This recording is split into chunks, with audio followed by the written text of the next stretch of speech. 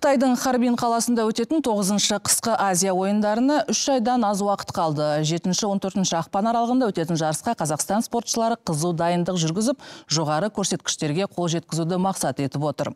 Байрақты бәсекеге құрлықтағы 32 елден 1000-нан аса спортшы қатыспақ. Олар спорттың 6 түрінен, яғни 11 дисциплина бойынша 196 медальді сарапқа салмақ.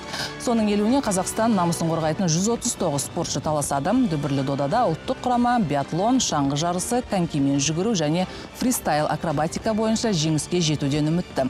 Айта кетейік, Қазақстан қысқы Азиядаға 1996 жылдан бері қатысып, 78 алтын, 62 күміс пен 56 қола медальді қанжығасына байлаған.